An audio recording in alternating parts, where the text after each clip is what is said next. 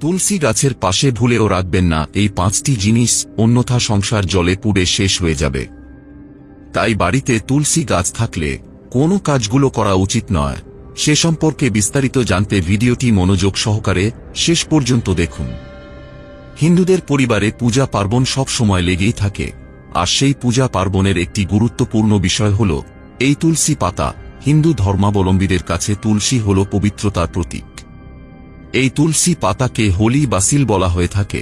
কথিত আছে ভগবান কৃষ্ণের পুজোতে এই তুলসী পাতা অত্যন্ত গুরুত্বপূর্ণ উপাদান হিসাবে চিহ্নিত হয়। তুলসী শুধু একটি গাছ নয়, এটিতে অনেক দেবদেবীর বাস। বিশেষ করে বাড়ির বাস্তুদোষ কাটানোর জন্য তুলসী খুবই উপকারী একটি গাছ। যদি এই তুলসী গাছ বাড়ির ভিতরে থাকে তাহলে সেই বাড়ির কোনো বাস্তু দোষ থাকে না। এছাড়া তুলসী পাতা নিয়মিত খেলে সুস্থ ও দীর্ঘ জীবন লাভ করা যায়। এই তুলসী পাতাকে ঘিরে হিন্দু ধর্মাবলম্বীদের মনে রয়েছে বেশ কিছু সংস্কার ও বিশ্বাস। এর পাশাপাশি তুলসী পাতা বাড়ি থেকে সমস্ত নেগেটিভ শক্তিকে দূর করতে পারে। তবে আপনার বাড়িতে যদি তুলসী গাছ থাকে তাহলে এই কাজ ভুলেও করবেন না, না হলে নানা রকম ক্ষতি হবার আশঙ্কা থাকে। আসুন জেনে নিই বাড়িতে তুলসী গাছ থাকলে কোন কাজগুলো করা একদমই উচিত নয়। নাম্বার 1, তুলসী তলায় ভুলেও জুতো বা চপ্পল খুলবেন না। বন্ধুরা, কিছু মানুষের এমন অভ্যাস আছে যারা এই চপ্পল বা জুতো তুলসী মঞ্চের কাছে খুলে রেখে দেয়। বন্ধুরা, আপনারাই বলুন, যে স্থানে দেবতাদের বাস সেই স্থানে চপ্পল বা জুতা খুলে রাখা উচিত। শাস্ত্রে পায়ে জুতো বা চপ্পলকে সবথেকে নিচু স্থান দেওয়া হয়েছে। যে তুলসী মঞ্চে প্রতিদিন দীপ ধূপ দিয়ে আরতি করা হয় সেই তুলসী মঞ্চের পাশে যদি জুতো খুলে রাখা হয় সেক্ষেত্রে মাতা লক্ষ্মী, স্বয়ং নারায়ণ ও দেবী তুলসীর অপমান হয় বলে মনে করা হয়।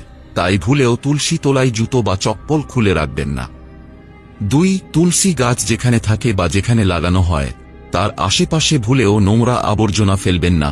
দেখুন বন্ধুরা, আপনারা রোজ তুলসী মঞ্চে দীপ ধূপ দেখিয়ে পুজো করেন, তাহলে আপনাদের এটাও জানার বিষয় পরিষ্কার পরিচ্ছন্ন স্থানে দেবদেবীর বাস হয়, আর যেখানে তুলসী আছে সেই স্থানে স্বয়ং লক্ষ্মী নারায়ণ বিরাজ করেন। তুলসী হলেন নিজেও একজন দেবী, সুতরাং তুলসী গাছের পাশে যদি কোনো নোংরা আবর্জনা রাখেন তাহলে লক্ষ্মী, নারায়ণ ও দেবী তুলসী অত্যন্ত রাগান্বিত হয়ে সেই পরিবার থেকে চিরতরে বিদায় নেয়। এর ফলে দেবী তুলসীর কৃপা লাভ থেকে বঞ্চিত হতে হয় এবং পরিবারের দেখা দেয় চরম অর্থনৈতিক কষ্ট, সাথে লক্ষ্য করা যায় দারিদ্রতা। তাই বন্ধুরা, কষ্ট ও দারিদ্রতা থেকে মুক্তি পেতে ভুলেও তুলসী গাছের পাশে নোংরা আবর্জনা ফেলবেন না। 3, তুলসী গাছের পাশে যেন কখনোই কাঁটাযুক্ত গাছ না থাকে। মনে করা হয় তুলসী গাছের ডাল এবং কাঁটাযুক্ত গাছের ডাল একে অপরের সাথে যদি মিশে যায় তাহলে কুসংযোগ ক্রিয়ার যোগ সৃষ্টি করে পরিবারে। এমনটি হলে পরিবারে ইতিবাচক শক্তির বিনাশ ঘটে এবং নেতিবাচক শক্তির প্রভাব বৃদ্ধি হওয়ার পাশাপাশি মাতা তুলসী খুবই ক্রোধিত হন। সুতরাং কাঁটাযুক্ত জিনিস তুলসী গাছের পাশ থেকে সরিয়ে দেওয়াই ভালো, এতে পরিবারে সুখ, শান্তি ও সমৃদ্ধি বজায় থাকবে।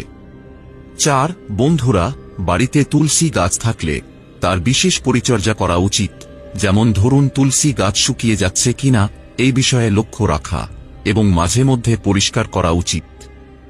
অনেক সময় বাড়ির মহিলাদের মাথার চুল এদিক ওদিক উড়ে যায় এবং তা তুলসী গাছের উপর চলে আসে। চুল একটি এমন জিনিস যা নেগেটিভ শক্তিকে প্রশ্রয় দেওয়ার পাশাপাশি কালা জাদুকেও আকর্ষিত করে।